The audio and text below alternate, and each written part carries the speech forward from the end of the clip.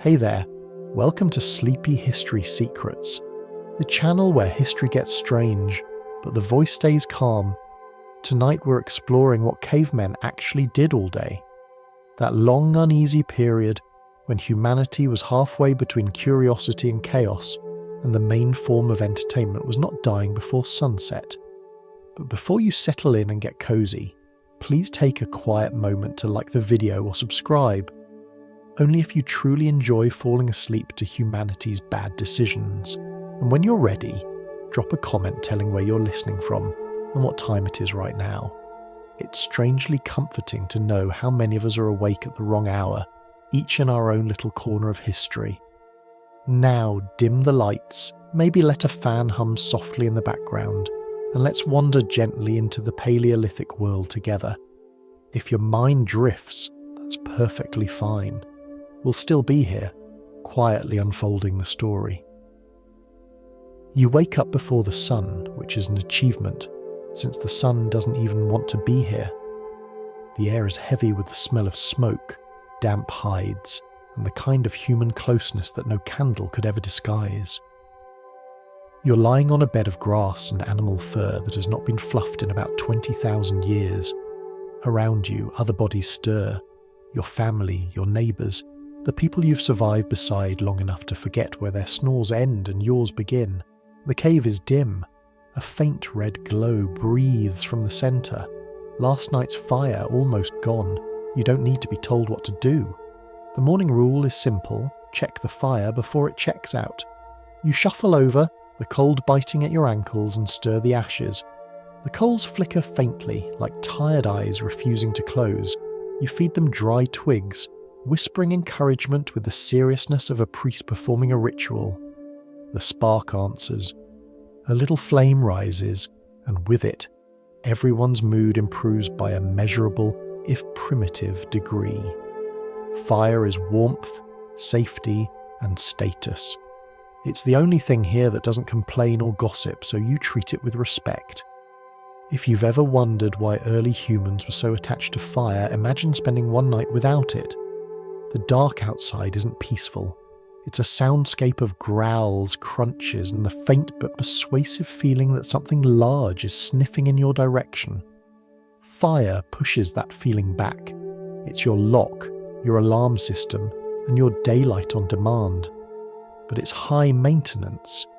If the flames die completely, you'll spend half the morning grinding sticks together like a very determined but incompetent magician. So you keep it alive, not for beauty, but for the illusion of control. Others begin to wake. There's no privacy in this world, just shared noise. Someone coughs, someone else mutters in a language still inventing itself. Children whine softly, already hungry. An elder shifts closer to the fire with a grunt that could mean anything from good morning to why are you still alive. The daily goals haven't changed for thousands of years. Stay warm, find food, avoid dying in a stupid way. If all three happen, you can call it a productive day. When the light finally seeps into the cave mouth, it doesn't feel like sunrise so much as exposure. The world outside is cold, open, and designed without sympathy. Wind rolls in, carrying the smell of wet soil and smoke. You step out wrapped in a hide that used to belong to something faster than you. The ground crunches with frost. Somewhere in the trees a bird calls, possibly to warn others that breakfast is coming, and it's you. Your first real task is the inspection of tools. Spears, scrapers, knives, and the invaluable rock that looks slightly sharper than yesterday. Every item is life insurance, and every nick or dull edge could turn into a problem. You run your fingers along a spearhead, testing the point. It's chipped from flint, each flake struck off with deliberate patience. In modern terms, this is both your weapon and your multi-tool. In prehistoric terms, it's your career. Some people in the group are better at shaping stone than others. Those are the local artisans, the early engineers. If your tool breaks, you might trade with one of them, usually for food or future favours, an early prototype of debt. While you work, the air fills with the small noises of a waking camp. Coughing, stone tapping, children chasing each other until someone tells them to stop, and the crackle of the fire rebuilding its confidence. It's not civilization yet, but it's rehearsal. You glance at the walls, rough, shadowed, marked by soot and time. You can almost see the story of last night's fire flickering across them. The laughter, the quiet murmuring, the rhythm of survival turned ritual. Soon, the group will scatter, some to search for water, others to check traps or follow tracks. The hunters will move in cautious groups, spears in hand, pretending they know what they're doing. Foragers will walk the opposite direction, scanning for roots, berries, or anything edible that won't bite back. You might do either, depending on who shouts first. But for now, the cave feels strangely peaceful. The light grows, the fire steadies. Steam rises from damp hides as warmth spreads outward, touching faces and hands like forgiveness. You think about what passes for comfort here. Warm air, a working spear, and the knowledge that no one died in their sleep. Modern people would call it minimalism. You call it Tuesday. There's no clock, no schedule, no concept of free time, because time itself is free, and you can't afford it. Everything is movement, wind through grass, smoke through air, life through luck. The day has begun, and whether it ends in triumph, exhaustion, or a small bruise shaped like regret, you'll meet it with the same quiet ritual. Feed the fire, check the edges, keep going. In the Paleolithic world, morning isn't hope, it's repetition. The difference between light and dark is mostly temperature, yet somehow there's beauty in it. The orange glow reflecting off the cave wall looks almost deliberate, as if the first artist is already practicing. The breath of the group rises together in the cold, a single cloud of life, and as the fire crackles, you realise this might be the first human sound of the day that isn't fear. You begin the day already dirty. This isn't neglect, it's policy. Cleanliness, as you know it, hasn't been invented yet. Here, hygiene means keeping just enough mud off your skin to move without friction burns. You wash not for beauty but for survival. If something smells too strong, it either needs to be cleaned or eaten, and often both. There's a stream nearby, a thin trickle of cold water that looks clear enough to trust but never truly is. If you're lucky, it's not frozen over. You kneel beside it, hands shaking, and splash the water onto your face. It's bracing, the kind of cold that reminds you you're still alive, at least physically. The water carries a taste of metal and moss, the flavour of geological patience. It's your version of a morning shower, minus the heat, soap, or dignity. When water isn't available, and it often isn't, the alternatives are creative. You might rub your skin with sand or handfuls of leaves until something, either you or the dirt, always gives up. If you're lucky enough to have animal fat, you smear that instead. It sounds unpleasant, and it is, but the fat helps seal in warmth, repels insects, and gives your skin a faint shine that could be mistaken for health. In a way, it's the first moisturiser, though no one's advertising it. The smell is potent, halfway between smoked meat and despair, but everyone else smells the same, so no one complains. Hair care follows similar logic. Hair is long because scissors haven't happened yet, and it gets tied back with strips of hide or left to its own evolutionary fate. Lice are frequent visitors. You fight them with ash, animal oils, or sheer optimism. Sometimes you win. More often, you just reach a quiet truce. Occasionally, you'll see someone vigorously scratching their head near the fire, tiny sparks of ash flying like confetti. Humanity's first salon treatment. Teeth are their own problem. There are no brushes, no mint, no floss, but there are sticks, and those will do. You chew the ends until they fray, then scrub as best you can. It's not perfect, but it works. Food is rough. Raw roots, stringy meat, grains ground on stone. And that texture does most of the cleaning for you. Your enamel wears down early, but cavities are rare. No sugar, no sweets, no problem. You don't smile often anyway, so it balances out. Clothing doesn't help your hygiene efforts. You wear animal hides, which are warm but impossible to wash properly. Wet. They get wet, they smell like a mixture of rain, smoke and regret. But they're yours, and you've scraped and tanned them by hand. If you ever complain, someone will remind you that being alive and clothed at the same time is already a luxury. You occasionally notice that you and your band all smell the same, an earthy perfume of smoke, sweat and survival. It's not pleasant, but it's democratic. Everyone carries the same fragrance of effort. In this way, odour becomes social glue. If someone somehow smells different, it's suspicious. Maybe they rolled in the wrong carcass. Maybe they've been near another group. Either way, it starts conversations that end with distance. Insects are constant companions. Mosquitoes, fleas, ticks. A buzzing, biting choir of persistence. Smoke helps. It keeps the worst of them away.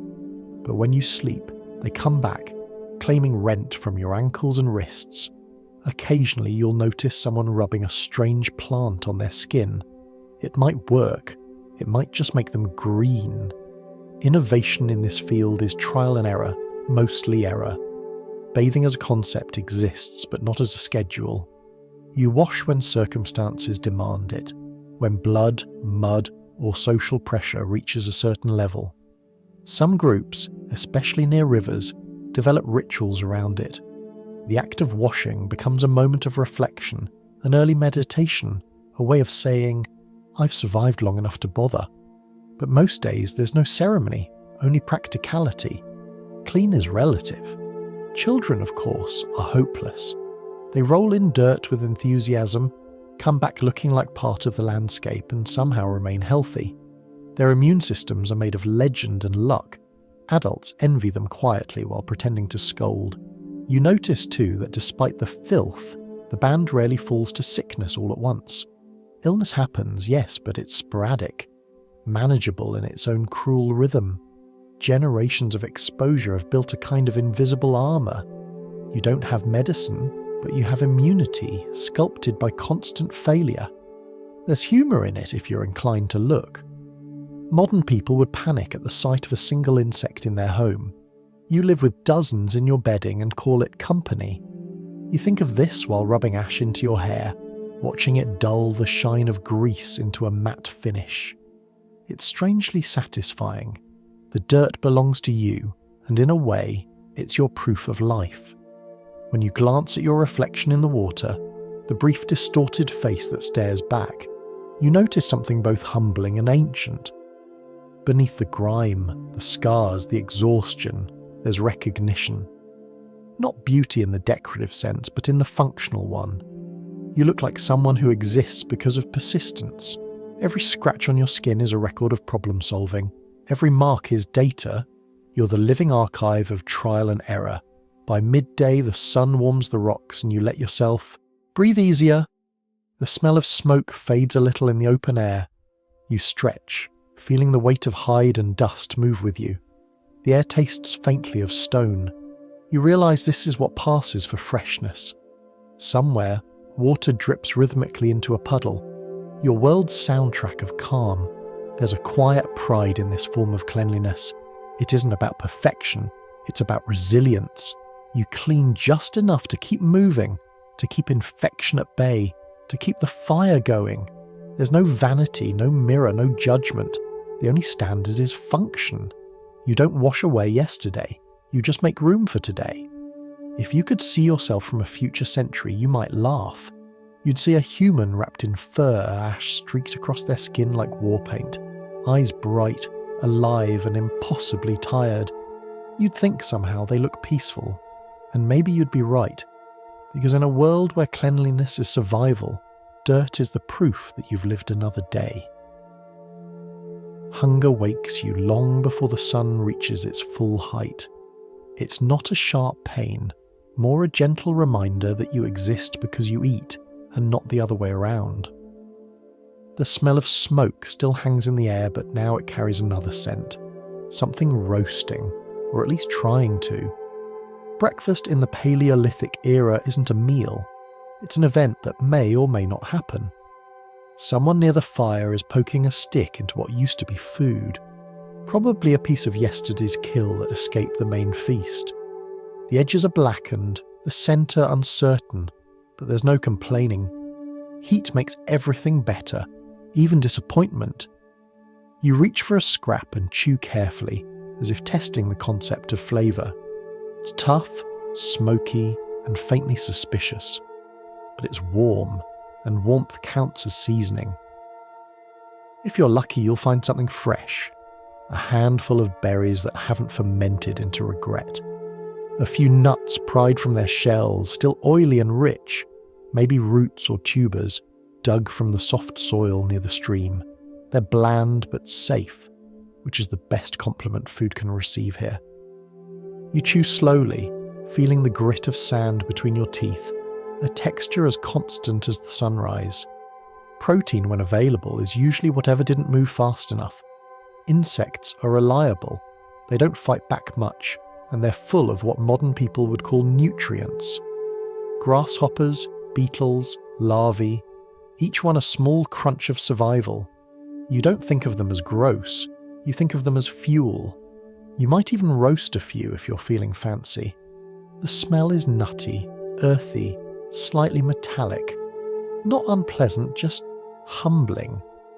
Water, on the other hand, is a gamble. Streams look clean until they don't. You learn to drink from the moving parts, not the still ones, because moving water lies less. Sometimes you boil it first, if there's time and enough wood to spare. The process feels like a small ceremony. Watching the bubbles rise, the steam lift, the danger drift away. But most mornings, you just drink carefully, hoping for the best. If you get sick later, that's tomorrow's problem. The group eats in near silence. There's no table, no etiquette, just a loose circle around the fire. Hands reach in, trade, tear, and pass. There's an unspoken system. The oldest eat first, the youngest share what's left. No one counts portions, you simply take what balance allows. The fairness isn't moral, it's mathematical in its own way. Too much greed today means fewer hands to hunt tomorrow. You learn moderation by necessity. Once in a while, someone gets lucky. A forager returns with honey. Golden, viscous, almost divine. It glows in the morning light. A rare moment of sweetness that makes everyone briefly religious. The taste floods your tongue. Pure sunlight in edible form. It's sticky, messy, and worth every bee sting that came before it. The group hums approval in low tones. For a moment, everyone forgets the cold. Occasionally, the fire burns too hot and the meal becomes charcoal. No one complains. Charcoal doesn't spoil, it just takes longer to chew. You learn that texture is a suggestion, not a rule. The idea of variety doesn't exist yet. Repetition is the only spice. Beans, berries, bones, whatever you can find or remember. Your stomach adapts faster than your imagination. By late morning, the hunters are restless. They look at the horizon as if the horizon owes them something. The foragers tie baskets from reeds, eyes scanning for colour. You lick your fingers, a habit that feels ancient even though you just invented it. Around you, the fire crackles, slowly devouring what remains of breakfast. The ashes will later feed the soil, which will feed the plants, which will feed you again. A quiet cycle that no one names but everyone depends on. There's humour in it if you look close enough. Civilization will one day spend fortunes chasing diets like this. People will argue over what Paleolithic humans ate, as if you were a celebrity chef rather than a survivor. They'll call it the paleo diet and pay extra for it. You'd laugh if your mouth weren't busy chewing bark. Sometimes breakfast doesn't happen at all. Rain ruins the fire, or animals raid the traps during the night. On those days, hunger sharpens the senses. You listen harder, smell better, move quieter. You become lean and alert, tuned to the rhythm of absence. Hunger is not just emptiness, it's education. It teaches awareness, patience, and humility, the first real teachers of humanity. When food is plentiful, you celebrate by pretending it isn't. You save some for later, though later rarely comes. You've learned that nothing spoils faster than optimism. Still, you try. A piece of dried meat tucked into a pouch, a cluster of berries hidden beneath leaves. Someone will find it, or forget it, or both. Either way, it's a gesture of hope, disguised as logistics. As the light grows stronger, the camp begins to move. The young chase one another through the grass, laughter echoing off stone walls. The adults clean bones, sharpen tools, prepare for whatever the day decides to be. Breakfast fades into memory, a small victory, but a real one. You've eaten enough to keep moving, which is all that matters. You pause before leaving the fire, staring at its slow dance of orange and grey. The smoke curls upward, carrying the smell of ash and meat into the open air. You wonder if the scent travels far, if another group downwind might smell it and come looking. Maybe they'll trade, maybe they'll fight, maybe they'll just pass by. You'll find out soon enough. For now, you're warm, full, and alive in the quietest sense of the word. You pick up your spear, feel the smooth weight of the wood, and glance toward the tree line. The day is waiting. It doesn't care who you are, or how clever you've been. It only cares that you try again. You take one last breath of smoke and step into the light, carrying the taste of survival on your tongue, the closest thing to flavour your world allows. The air smells of stone dust and smoke, and the sound of clinking echoes softly through the valley. It's not music exactly, but it's close. The rhythm of early invention, one dull strike at a time. You sit on a flat rock with another rock in your hand, staring at a smaller, sharper rock that you hope will someday become useful. You don't call this engineering. You just call it surviving with style. The process looks simple. Hold one stone, hit it with another, and hope the universe approves. The first few strikes are clumsy. Chips fly off. Too much or too little, and the stone splits in the wrong direction. The goal is to make a clean edge. Thin, sharp, and dangerous to everything except your patience. It's slow work, but it feels important. Every spark that leaps off the flint is a small reminder that the world has secrets you can unlock if you hit them hard enough. After an hour, your hands are sore, your thumb is bleeding a little, and the new tool looks suspiciously like the old one. This is normal. Progress in this century moves at the speed of erosion. You glance at the more skilled napper nearby, the one whose flakes always fall just right. Their tools are symmetrical, elegant, efficient. You don't envy them, you just hope they'll trade. A good scraper can buy a lot of goodwill in a group that doesn't have currency but definitely understands debt.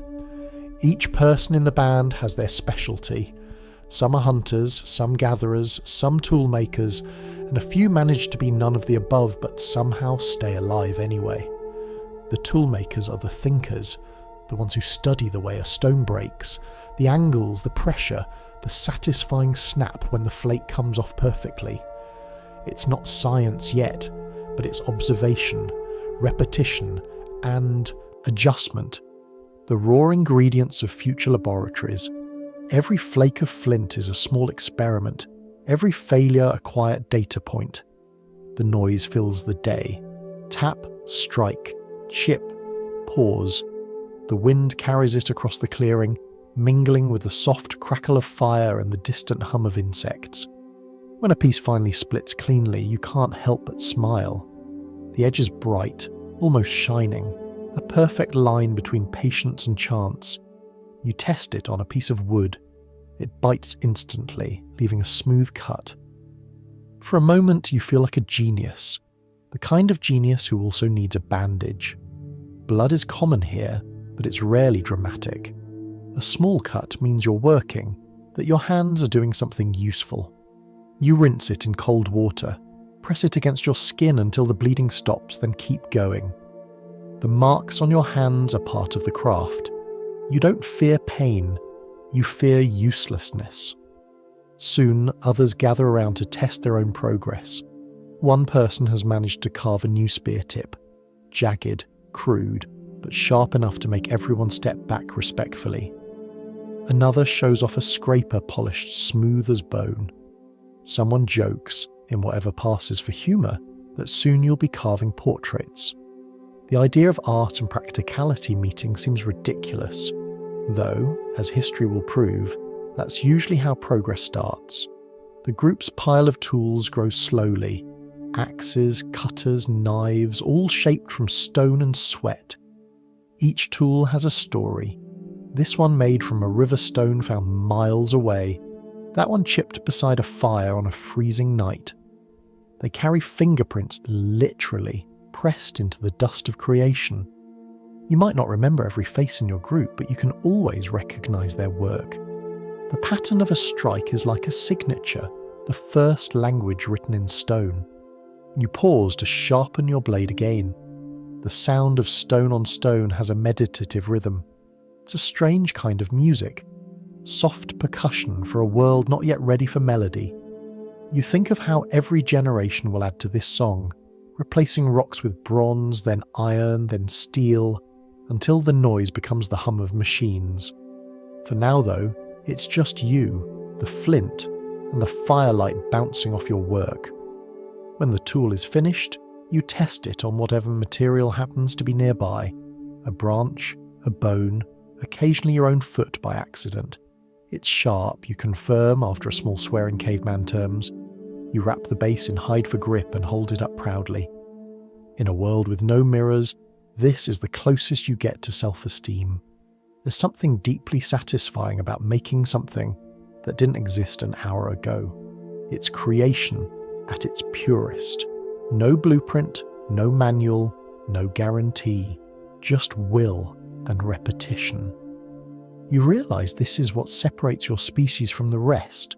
Not intelligence exactly, but stubbornness.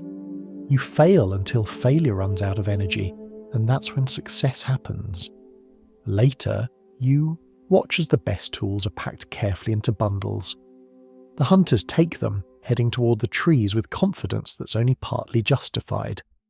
The rest of you stay behind to patch clothing, gather firewood, or argue quietly about who gets to borrow which scraper next. The camp hums with activity, a small factory powered entirely by need and caffeine-free determination. A child sits beside you, fascinated by the stones. You hand them a small piece of flint, watch as they hit it once clumsily and look disappointed. You smile because that's how it starts. Every discovery begins with the thought, well, that didn't work. They'll try again tomorrow, and one day they'll make something that outlasts both of you. The afternoon sun climbs higher, glinting off the pile of new edges. You notice how beautiful the light looks when it catches a flake of stone mid-air. A moment of brightness in a world mostly made of shadows. The landscape hums with life, but your focus is narrow. Hands, tools, rhythm. It's not about invention, it's about intimacy. You and the material, teaching each other patience. When you finally stop, your hands are aching, your arms are heavy and your lap is covered in grey dust. You brush it away and watch it scatter in the wind, the day's work disappearing into the air. Around you, the camp quiets for a moment. Even the fire seems to rest. You look at the tools you've made, rough, imperfect but alive with purpose, and realise that for the first time, humanity has built something that will outlive its maker. And then, inevitably, you hit your thumb again. The morning fog hasn't lifted yet, and that's both a blessing and a problem. The animals can't see you clearly, but you can't see them either. You stand in the half-light, holding your newly sharpened spear, trying to look confident. Everyone in the group does the same thing, scanning the horizon, sniffing the air, pretending this is going to be simple. It never is. A good hunt begins with silence, which is immediately broken by someone sneezing.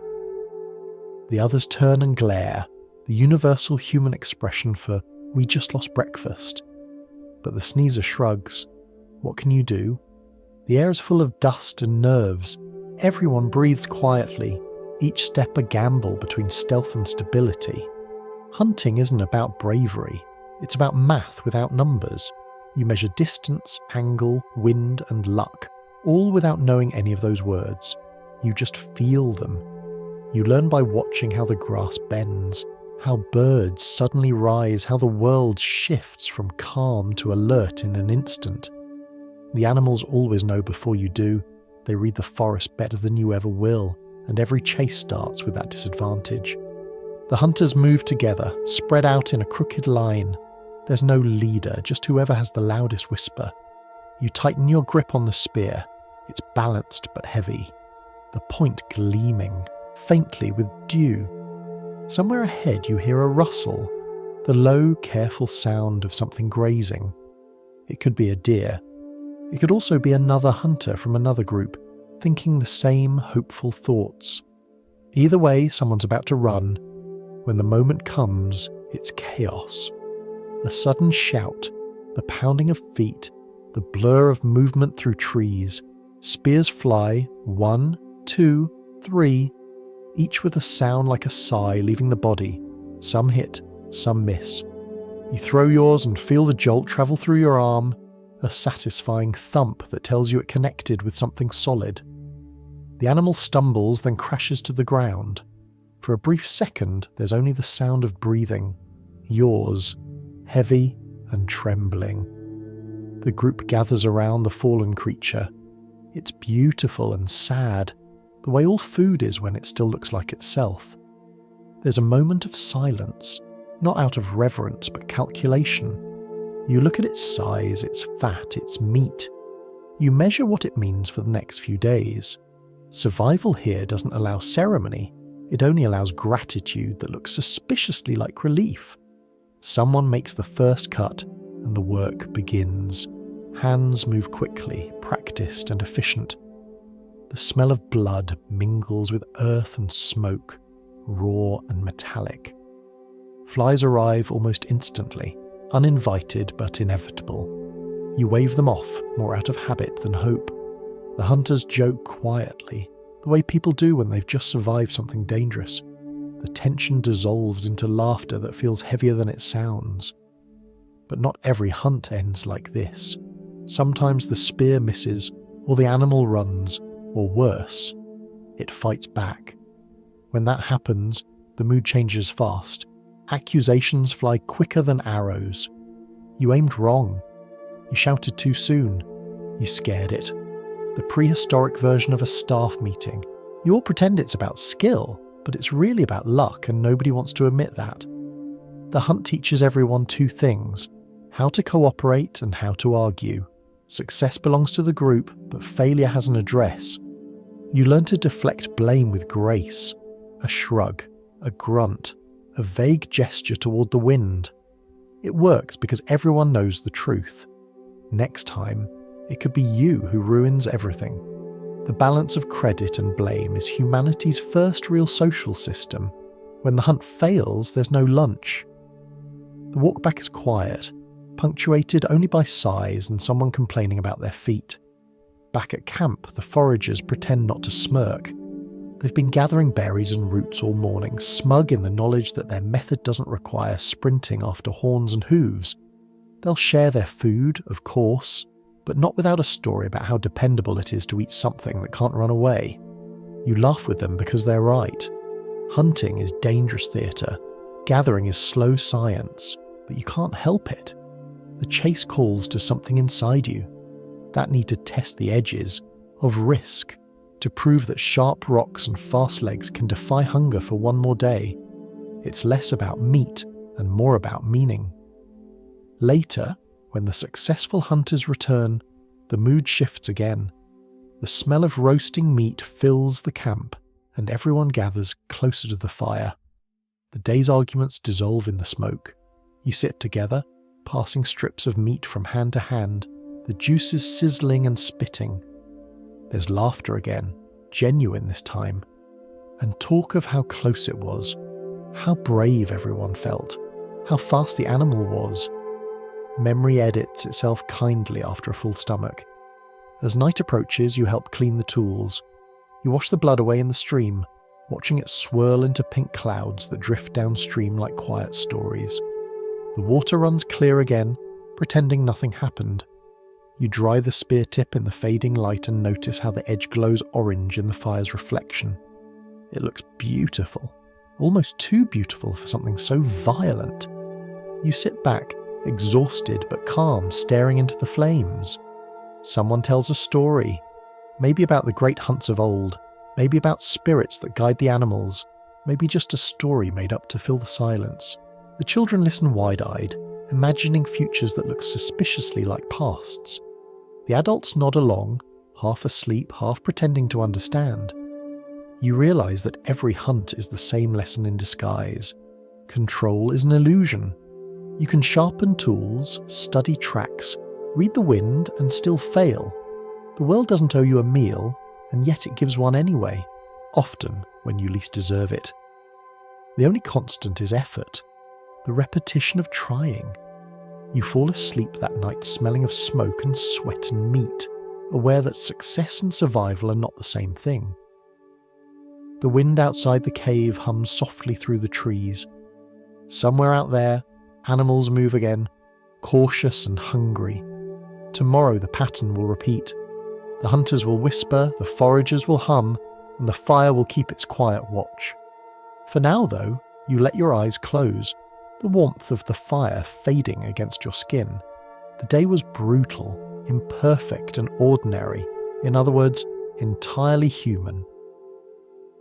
Night returns quickly, as it always does, swallowing the horizon before you're ready. The hunt is over, the arguments have burned out, and the camp quiets into that strange mixture of relief and exhaustion that feels like peace. The air cools, and the smoke from the fire climbs into the dark like a quiet promise. Everyone drifts toward the centre, drawn by heat, light, and habit. It's not comfort exactly, but it's close. The flames dance, and so do the shadows. They stretch long against the cave walls, turning ordinary gestures into something mysterious. You sit close, letting your eyes rest on the orange flicker that softens everything it touches. The day's smells, blood, dust, sweat, and smoke, blend into something almost pleasant. You can hear the slow breathing of people beside you, the sighs of those half asleep already. Somewhere behind it all, the crackle of fire continues like a slow heartbeat, patient and eternal. This is when the stories begin. Not written, not rehearsed, just spoken, or sometimes half grunted, by whoever has enough energy left to make sound. One hunter starts with a boast, describing a deer that nearly escaped but didn't. He stretches the truth with the skill of an artist and the confidence of someone who knows no one else saw what actually happened. The others laugh, not because they believe him, but because the rhythm of exaggeration feels familiar. It's entertainment, memory, and ego management all at once. Another voice joins in, an older one. The tone changes, softer, lower, almost musical. The words weave through the air like smoke, curling around the fire and settling into the listeners. It's not just a story now, it's a spell. It tells of ancestors, of the great hunt that fed the tribe for a season, of the river that rose and carried away everything but courage. No one interrupts, even the children go still, eyes wide in the firelight. This is how history begins, not with a monument, but with a story told to keep the dark away. Music follows naturally. Someone picks up a hollow bone and blows through it, surprised by the sound it makes. Another beats a rhythm on an upturned bowl of wood and hide. It's uneven, unpredictable, and perfect. The sound fills the night, bouncing off the walls and into the stars. There's no melody yet, just the idea of one. The first attempt to make order out of noise.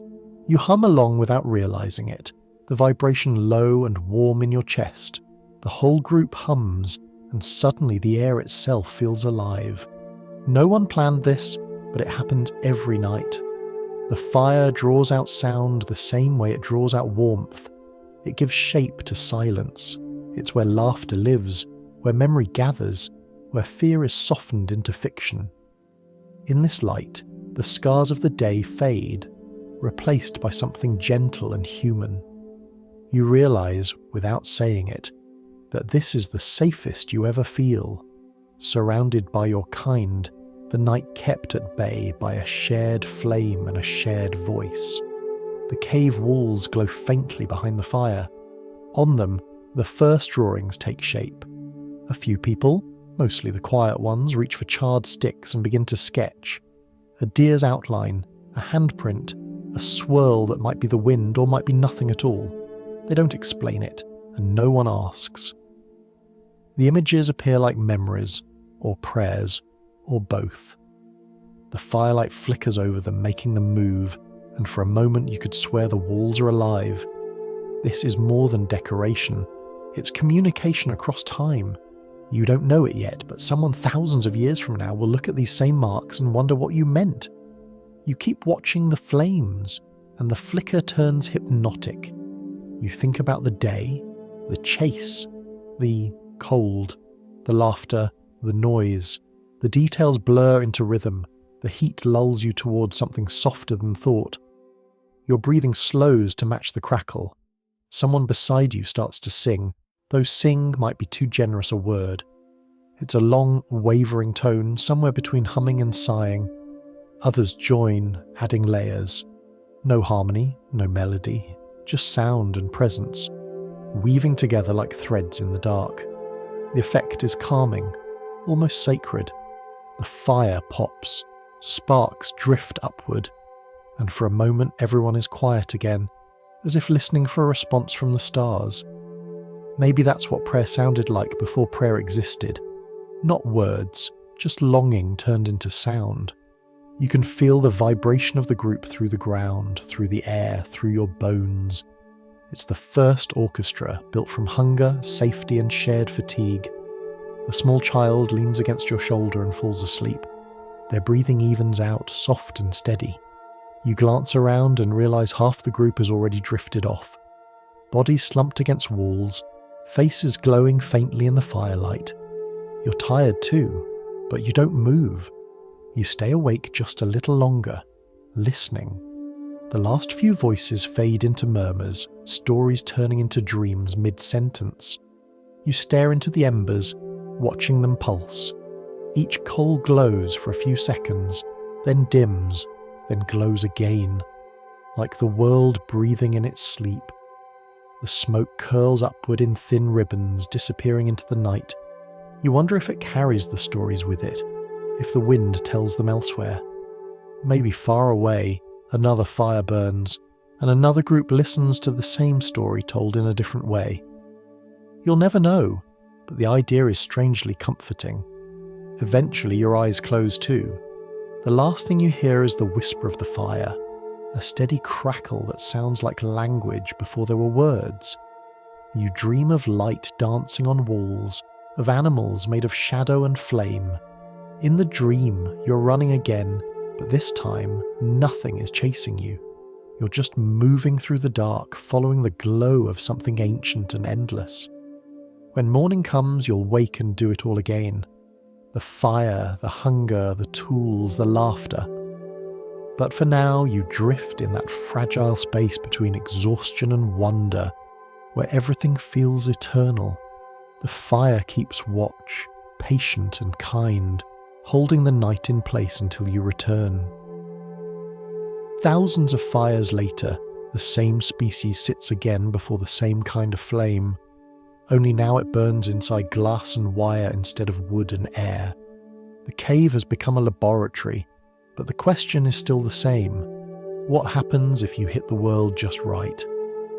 It's the late 1930s, and somewhere in a quiet laboratory, a scientist watches a faint shimmer on a screen and realizes that the smallest pieces of matter can break apart. A single atom, opened like a seed, releases a flash of energy far brighter than its size should allow. The discovery isn't loud, it begins as a whisper in German, a careful observation written down in neat handwriting. But the whisper travels fast. It crosses borders, picks up fear, and lands in the minds of people who can't stop imagining what it means. To explain it simply, the atom's centre, its nucleus, is held together by invisible glue. When that glue is broken, the pieces fly apart, and a small portion of their mass turns into energy. Not metaphorically, but literally. You don't need to know the numbers. Just imagine a grain of sand holding enough fire to warm a city or erase it. Humanity has discovered how to strike flint again, this time against reality itself. In 1939, a letter arrives on the desk of the American president. It's polite, signed by Albert Einstein and a physicist named Leo Szilard. They warn that this new discovery could be turned into a weapon, and that others are already thinking about it. The letter is short, cautious, but heavy enough to tilt the world. One signature in ink begins a chain of choices that will eventually glow in the desert like a second sun. Soon, an enormous secret takes shape. It's called the Manhattan Project, though little of it happens in Manhattan. Entire towns are built in hidden valleys and deserts. Scientists, soldiers, engineers and families move in behind barbed wire, told only that their work will help end the war. They live in a kind of voluntary exile, where silence is patriotism and knowledge is divided into small, safe fragments. No one sees the whole picture, only their corner of the puzzle. At Los Alamos, a thin man with tired eyes named Robert Oppenheimer tries to make sense of it all. He's a poet disguised as a physicist, equally fluent in Sanskrit and mathematics. To keep morale steady, he calls the project the Gadget, as if giving it a nickname might make it less terrifying. But he knows what it really is, the final form of curiosity without limits. Inside the labs, equations fill chalkboards. But for simplicity, think of it this way. If you can make one atom break, and that break causes others nearby to split too, you've built a self-sustaining fire. The difference is that wood burns and then fades. Atoms burn and rewrite the definition of bright. Scientists test this theory first on paper, then in metal, and finally in desert air. By 1945, after 6 years of frantic work, the pieces are ready. In the middle of New Mexico, in a place called Jornada del Muerto, the journey of the dead man, a tower rises out of the sand. At its top sits the first bomb, small enough to fit in a car but heavy with more power than the imagination can bear. Around it, men wait in bunkers, uneasy, joking badly, pretending not to think about what happens if it works too well. At 5:29 in the morning, the desert becomes daylight. A light so bright it forgets its own shadow. The shock wave arrives seconds later, folding the air and flattening everything in its path. The scientists cheer, then fall silent. They've just watched the world's first sunrise that didn't need a sun. Oppenheimer later remembers a line from an ancient text. "Now I am become death, the destroyer of worlds." He doesn't shout it. He just says it quietly, as if trying to confess to the air. The others don't hear him over the ringing in their ears. They're too busy staring at the rising cloud, tall as a mountain and curling like smoke from a cosmic campfire. In simple terms, what they've done is turn a few pounds of metal into light. Not metaphorical light. Real photons, real heat, real force. The reaction that powered stars has been recreated in the desert by people wearing goggles. The math works. The fire is back, only now it doesn't stay politely in one place. News of success spreads through the project like nervous laughter. Some are proud, some are afraid, and many are both. They write in their journals about the beauty of it, how the sand turned to glass, how the colours shifted from white to orange to purple, how the silence after the blast felt heavier than the sound. It's a strange human trait, to describe catastrophe in the language of art. That night in nearby towns, people wake to windows glowing faintly in the dark. They don't know why. A few think it's dawn, a few think it's judgment. Everyone goes back to sleep, unaware that history has just turned a corner. Back at the test site, Oppenheimer and his team gather around the crater. The ground is fused smooth, the sand melted into sheets of green glass. It looks like frozen lightning. They take samples, careful not to touch too much, though the danger isn't obvious yet. Radiation doesn't hiss or glow. It waits quietly in the dust. A patient inheritance. You can almost imagine the wind blowing across that empty desert, carrying traces of something ancient and new. The same element that once built stars now sits in human hands. The same spark that once kept people alive in caves now holds the power to unmake cities. Evolution, it seems, has excellent taste in irony. No one speaks of it as evil or holy. It's simply possible, and that's enough. The scientists pack up their instruments, make their reports, and drive away, squinting against the strange light still lingering on the horizon. The sky looks normal again, but the world isn't. The invisible has been split, and something brighter and darker has escaped. Back at the base, someone tries to sleep. The barracks are quiet except for the hum of electric fans. The night outside is warm and still.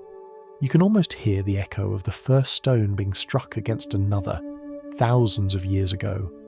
The same rhythm, the same curiosity, the same mistake of thinking control lasts longer than the flame. If you could see the world from above in the early 1940s, you'd notice new towns appearing almost overnight. Places that don't exist on any map, yet buzz with light long after midnight. These are not cities of trade or worship, but cities of secrecy. They are the modern version of the ancient cave, hidden, enclosed, and centered around a fire no one is allowed to name. At the center of this network lies Los Alamos, a cluster of wooden buildings on a New Mexico plateau.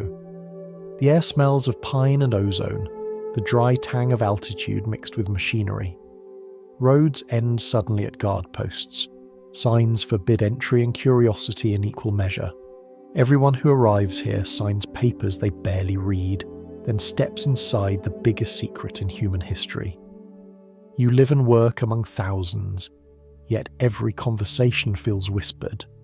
The place is half laboratory, half small town.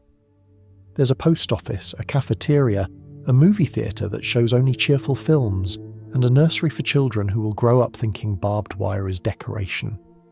People marry, argue, and celebrate birthdays here, all while helping to build something they can't describe. Each person carries a fragment of knowledge, like a shard of ancient pottery. A machinist polishes metal that he's told is special. A chemist studies dust that glows faintly under the right light. A physicist calculates what will happen when too many of those dust grains sit together. The trick is that no one knows exactly what the others are doing. The project thrives on ignorance disguised as teamwork. The workday hums with a strange rhythm, the clicking of typewriters, the slap of chalk on blackboards, the low murmur of theories being born and discarded in the same breath. Papers shuffle, coffee cools, and time blurs. It's not unlike the sound of flint striking stone, repeated endlessly until something sparks. The only difference is the vocabulary. Secrecy breeds odd habits. People invent fake job titles to use in letters home. Metallurgical research, energy studies, desert surveying. Entire lives become carefully edited stories. Gossip travels faster than light, and truth becomes a rumour no one dares to confirm. You start to recognise people by their silences, the pauses where sentences refuse to finish. The military presence is constant, polite but firm. Soldiers patrol the gates, carrying rifles that are rarely needed but never put away. They live alongside the scientists in uneasy harmony. The soldiers think the scientists are reckless dreamers. The scientists think the soldiers are unnecessary chaperones. Both are wrong and both are right. The project needs both discipline and imagination, two forces that barely tolerate each other. The environment itself feels unreal. Sand and sky, endless and indifferent. The horizon seems too wide, as if trying to remind everyone how small they are. Yet inside the fenced perimeter, ambition swells. Here the laws of physics are rewritten between lunch and dinner. Every new discovery adds a pulse to the place, a low hum that you can almost hear at night when the desert wind dies. Not all the experiments go well. Sometimes a piece of equipment explodes without warning, or a test sample vanishes in a puff of strange smoke. Once, a technician walks out of the lab glowing faintly, his eyes wide with terror. They wash him down with soap and prayer. He survives, but no one forgets the look on his face. The invisible danger of radiation becomes another ghost haunting the corridors, unseen, untouchable, impossible to forget. Yet life continues. Dances are held in the recreation hall. A pianist plays jazz while outside the mountains turn purple in the dusk. Children chase each other between laundry lines while their parents design ways to rearrange the elements. On Sundays, some gather in a small chapel to pray for peace. Others hike the ridges, pretending for a few hours that they belong to a world that still makes sense. At night, the lights stay on. The labs glow like lanterns against the desert dark. Inside, men and women lean over blueprints and equations, arguing softly about things no one else in the world understands. They talk about neutrons and reflectors, but what they really mean is timing and faith. The entire project depends on balance. Too little, and the chain reaction dies. Too much, and the mountain disappears. You don't need to understand the math to feel the tension. It hangs in the air like static before a storm.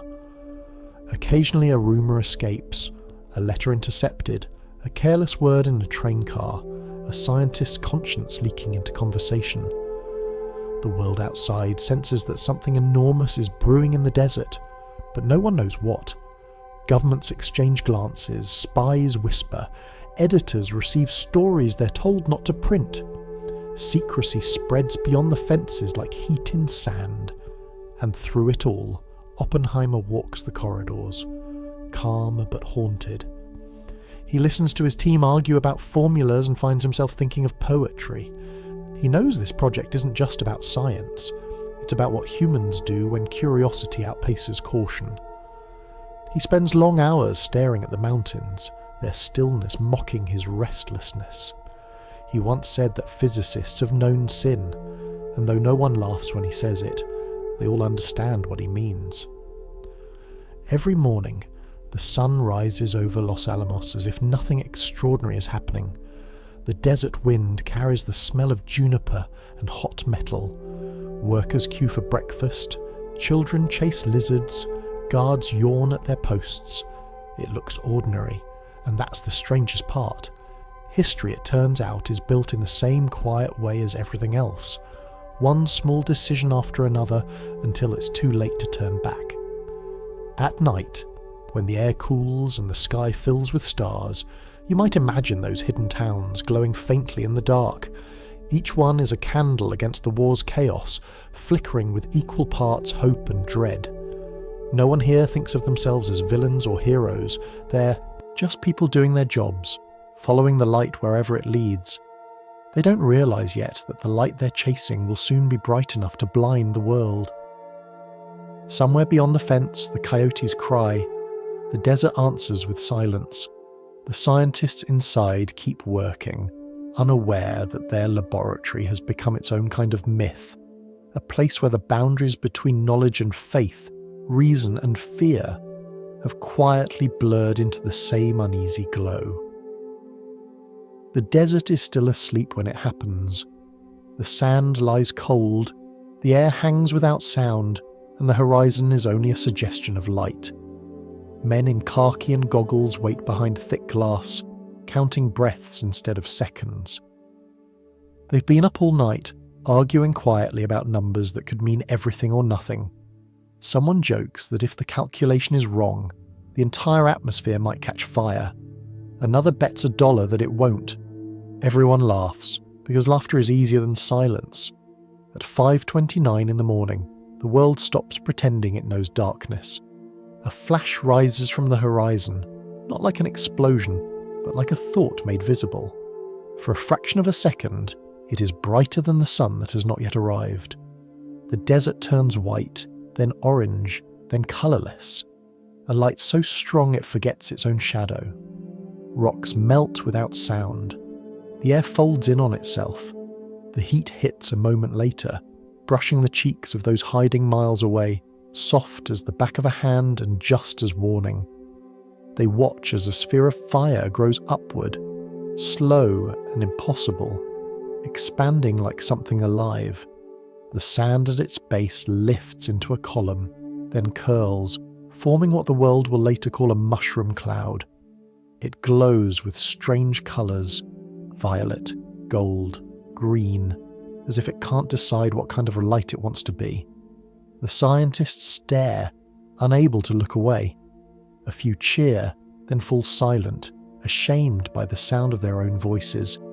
The earth trembles, and the wind follows. The shockwave rolls over them like a warm tide, flattening grass, rattling metal, and echoing through the mountains. Windows shatter miles away.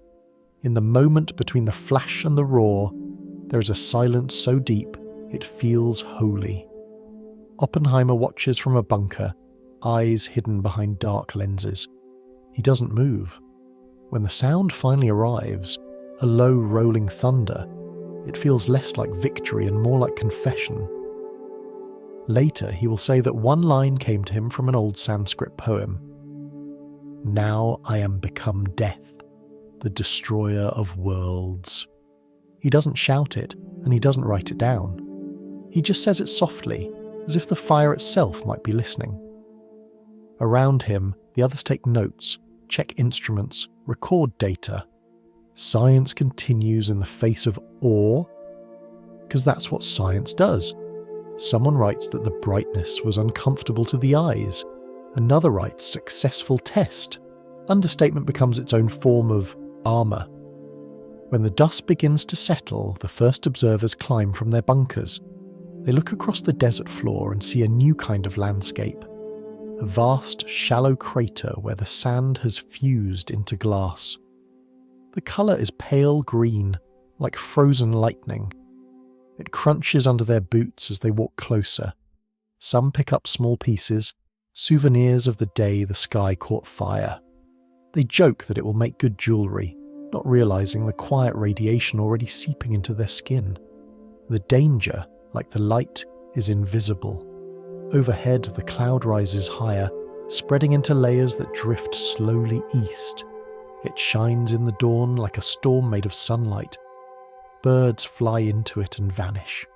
The men shield their eyes, though the damage has already been done. Someone asks if they've just started the chain reaction that will never stop. Someone else answers, "We'll know soon enough." The conversation ends there. In nearby towns, people wake to a strange glow on the horizon. Some think it's a thunderstorm. Others think the world is ending. Windows shake, dogs bark, and then everything returns to normal. No one knows they've just witnessed the first sunrise that didn't belong to the Earth. Back at the test site, the scientists begin to leave. Their notebooks are full, their hearts are heavy, and their shadows feel a little sharper than before. They speak in clipped voices, practical words about measurements and yield, though what they've really measured is the boundary between curiosity and consequence. One man writes that the explosion was magnificent, another that it was terrifyingly beautiful. Both are right. Beauty and terror have always been polite neighbours. The desert slowly cools. The air smells faintly of metal and rain. A thin mist rises from the crater, carrying traces of things that once belonged only to stars. The fire that was born inside the atom, that tiny, impossible sun, has shown its face on Earth, and it looks disturbingly familiar. It's the same warmth that once kept you alive in a cave, the same light that told stories on a wall. Only now it has no limit, and no one quite remembers how to control it. As the last truck drives away, the site falls silent. The only sound is the wind moving over glass. The footprints of the observers fade quickly, swallowed by dust. Within hours, there's no sign that anything happened except for the faint shimmer of the ground under the morning sun. You could walk across it and never guess that this was the place where humans first held the power of a star. That night, Oppenheimer stands outside his quarters and looks up at the real stars. They look the same as they always have. Calm, indifferent, infinite. He realizes that nothing out there has changed. The universe remains unbothered. The only thing different is the small planet that now glows a little more nervously than before. He closes his eyes and listens. The world is quiet, but it's not peace.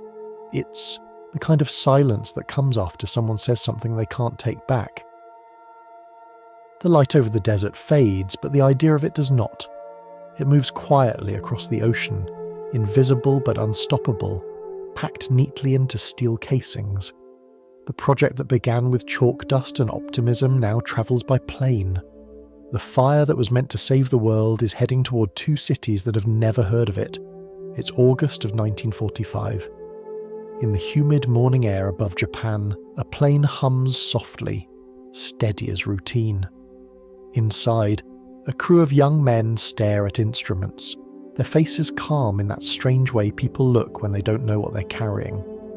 Below them, the city of Hiroshima wakes like any other day.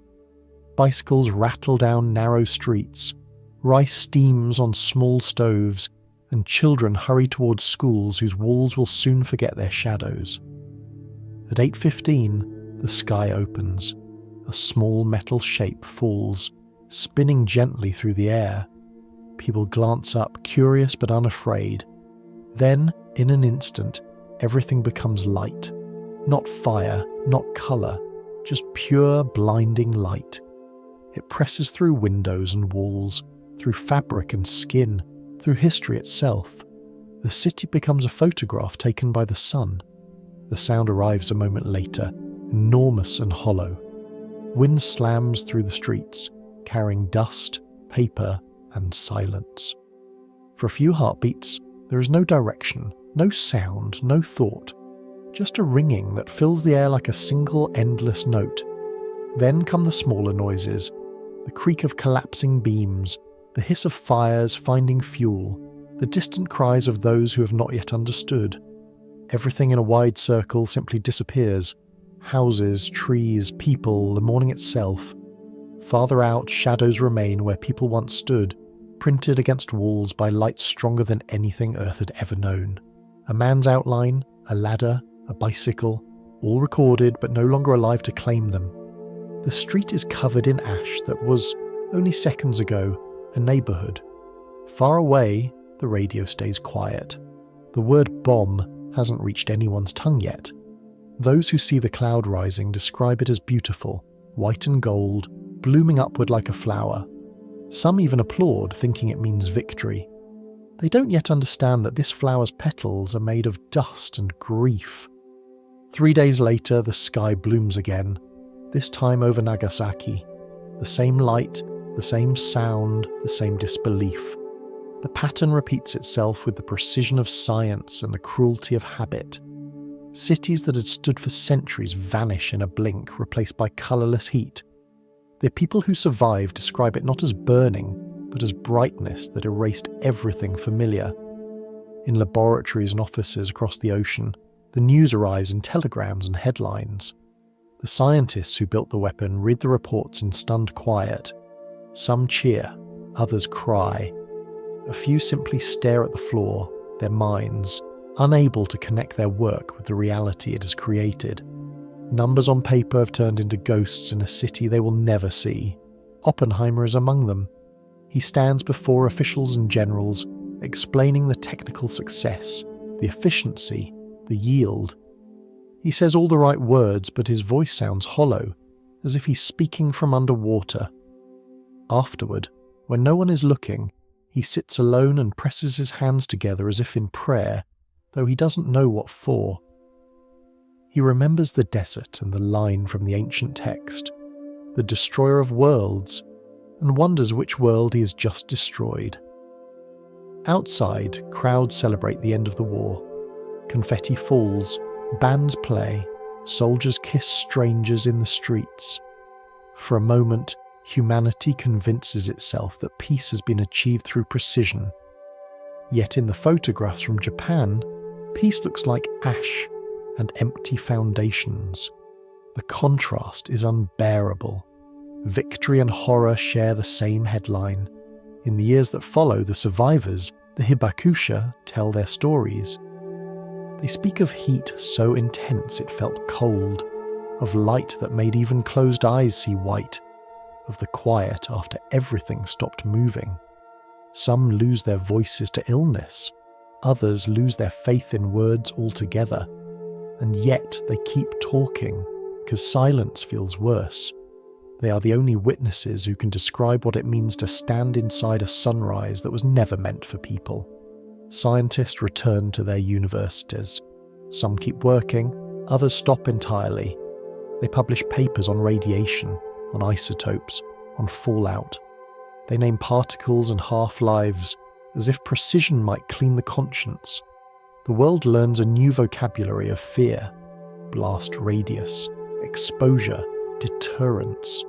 Each phrase sounds calm, almost polite, but behind the words sits the image of a city made of light. The irony settles in slowly.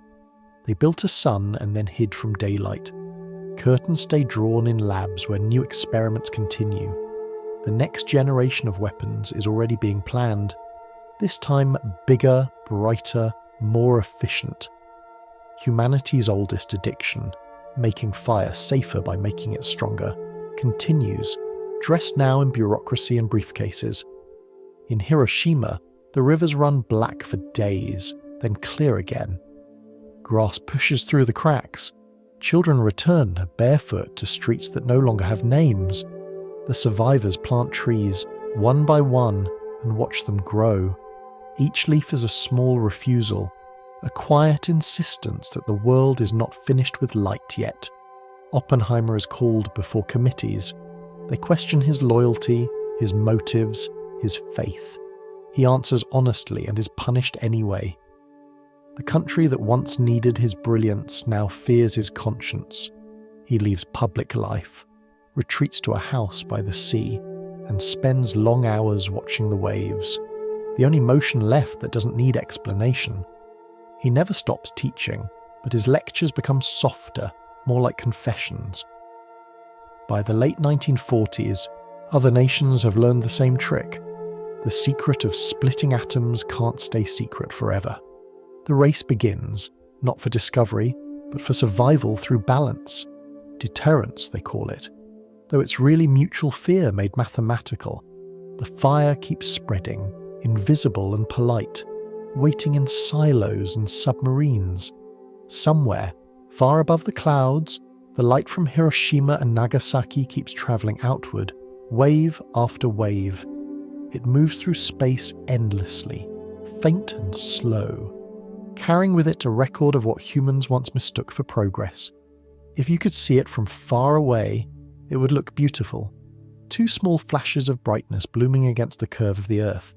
And if you didn't know what they were, you might even think they were stars. The fire has cooled. The ash has settled. Somewhere far from the laboratories and deserts of the modern age, another kind of light flickers to life. Sunlight on woven cloth, glinting beads, and the polished sheen of human pride. Civilization, still fragile and new, decides that survival alone is not enough. If you must live, you might as well look like you deserve it. You find yourself in Mesopotamia, the land between rivers, where the air smells of clay, damp reeds, and ambition. Cities have begun to rise here, made of mud bricks and long afternoons. The people have learned how to farm, how to count, and most importantly, how to judge one another by their wardrobes. The earliest laws are written not just on tablets, but in thread. Clothing is no longer a blanket against the cold. It's a statement, an introduction, and occasionally a warning. The average man wears wool or flax spun by hand, a long tunic wrapped with a belt, plain enough to blend in but clean enough to be respected. The wealthy, however, prefer layers of colour and texture. Fringes and embroidery line the hems, each knot telling the world how important you are.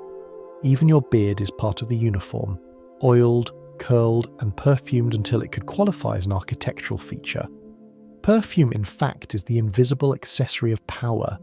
The air around noblemen smells of cedar, myrrh, and sometimes sheep.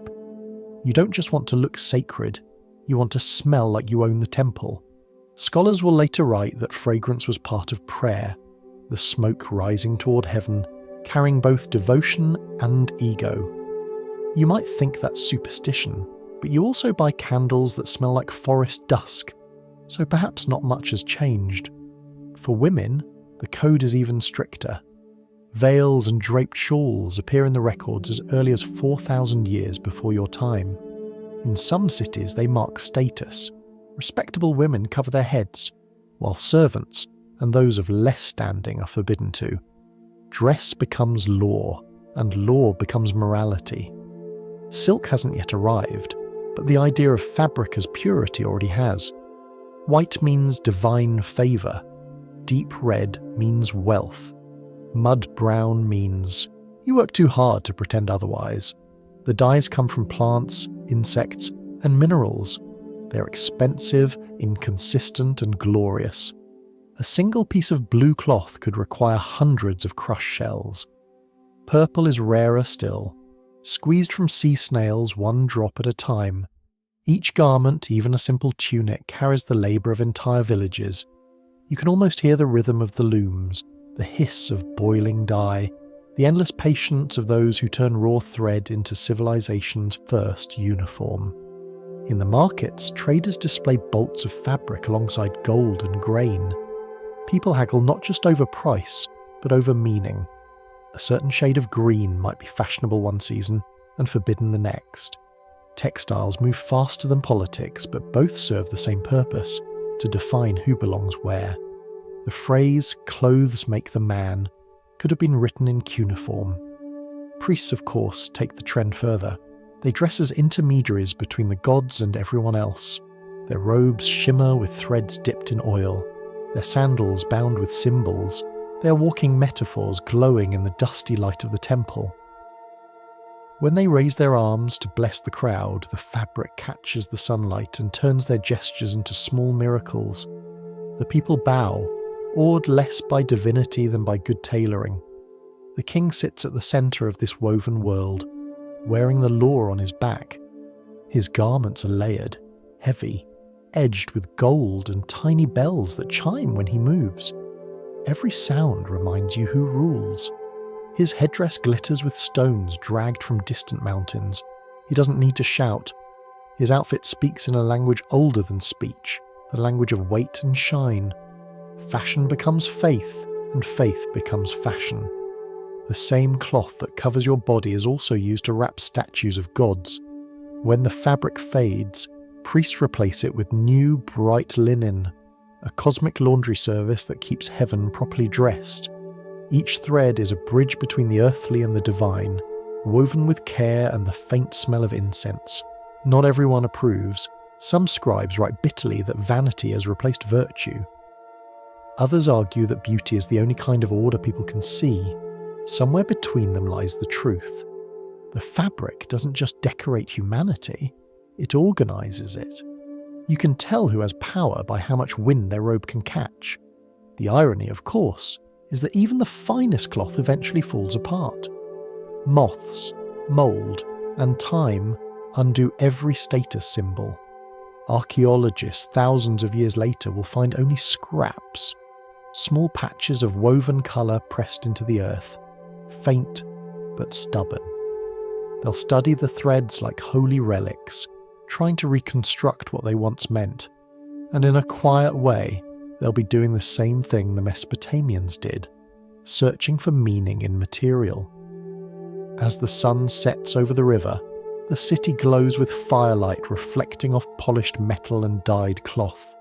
The people move through the streets like patterns in a tapestry, gold, red, white, brown, all woven together by trade, faith, and necessity.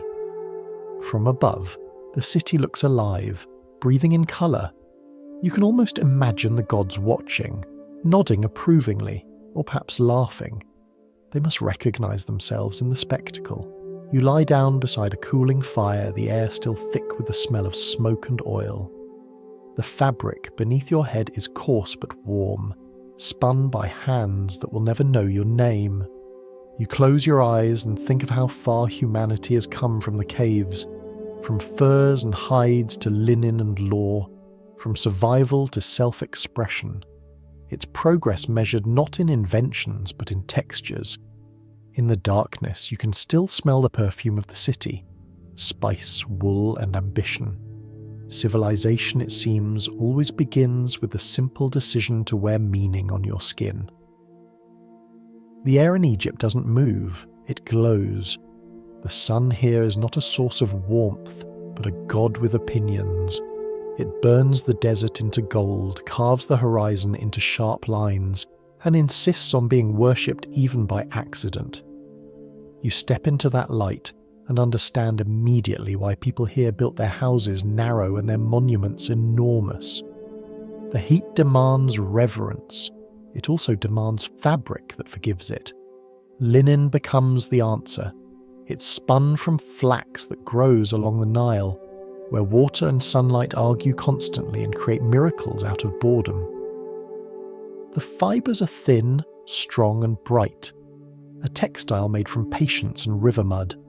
When woven and washed, it shines with a whiteness so pure it feels symbolic. Wearing it isn't just comfort, it's an act of faith. White linen means purity, holiness, the body in harmony with the sun.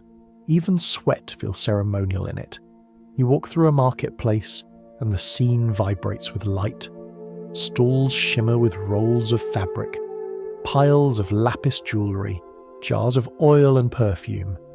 The air smells of crushed herbs and humanity. Merchants call out softly, saving their voices for survival.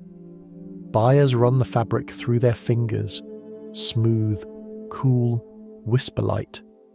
In a world where sand gets everywhere, linen is the one thing that feels like clean air.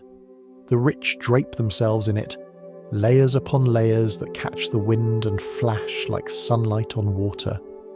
The poor wear simpler robes, still linen, but undyed, earth-coloured. Even so, everyone gleams faintly under the Egyptian sky. It's a culture that discovered long ago that the best way to beat the sun is to imitate it. Beauty here is not a luxury, it's a duty. You oil your skin with mixtures of almond and lotus, not just to protect from the sun, but to smell like order itself. You darken your eyes with kohl, the black pigment that keeps away glare and evil in equal measure. The lines are sharp, geometric, precise. Early evidence that symmetry might be humanity's favourite superstition. You might think of it as makeup, but in Egypt, it's closer to armour. The elite perfect the look. Wigs made of human hair and sheep wool rest on clean-shaven heads. Scented wax cones melt slowly on top, releasing perfume as the day grows hotter. You can tell someone's status by how many layers they can stand without fainting. Every noble person glows with deliberate effort, the sweat mixing with oil until they shine like freshly minted coins. In temples, the priests follow a similar rule. Their linen is finer, their cleanliness more extreme.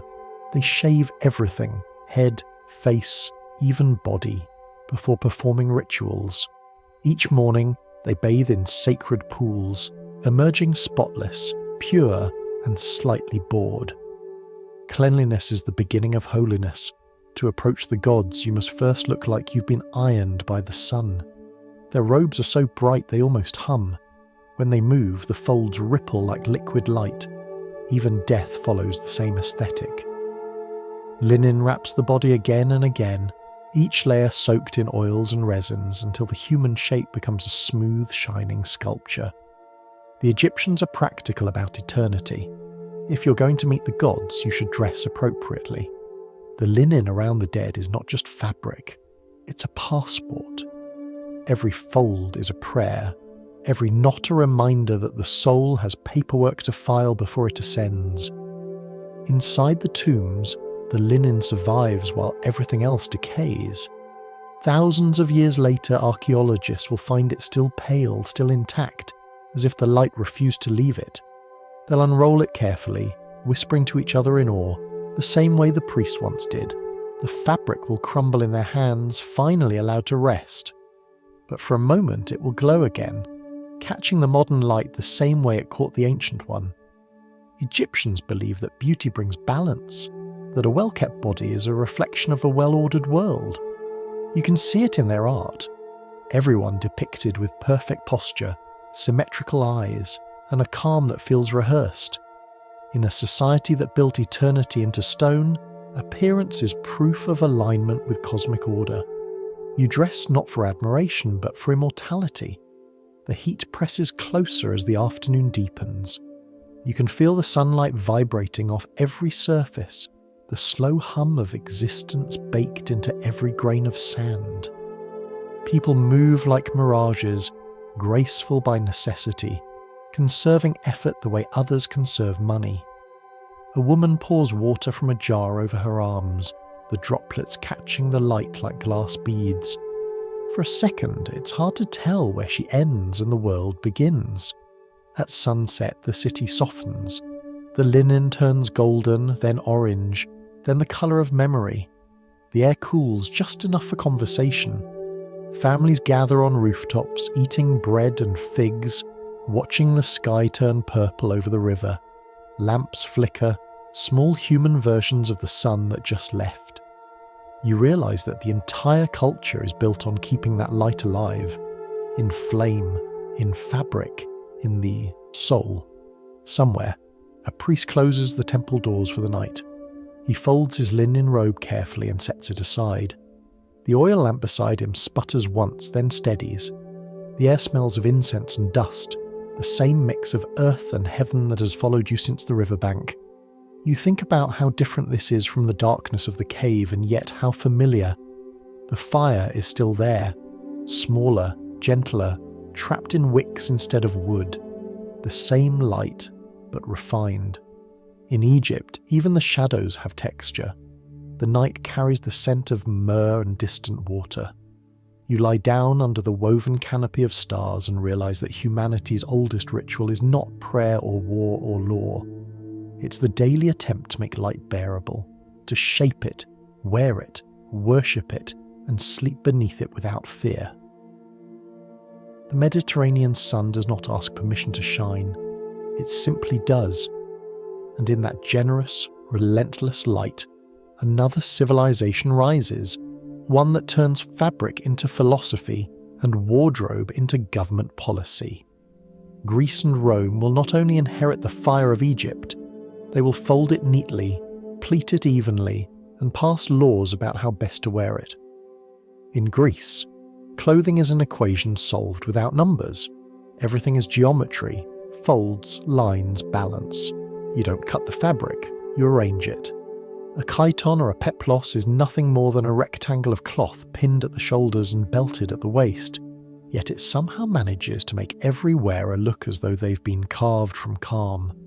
The Greeks discovered that the secret to elegance isn't excess, it's symmetry. You can almost hear the reasoning. Straight lines reflect straight thinking.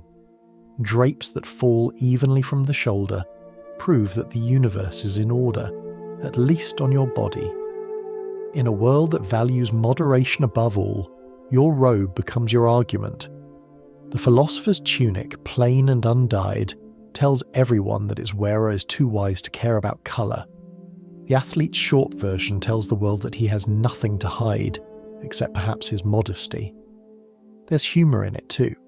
The Greeks invented democracy, and then made sure everyone knew who could afford better cloth. Wool for the people, linen for the thinkers, silk for legends and rumours. It's equality with a fabric hierarchy. Even the gods have their wardrobe standards.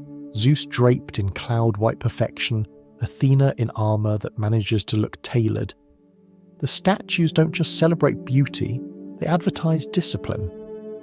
Across the sea, Rome studies Greece like a bright student taking notes, and then immediately adds bureaucracy. What begins as grace becomes law. The toga, the Roman masterpiece of clothing, is less a garment and more a legal status.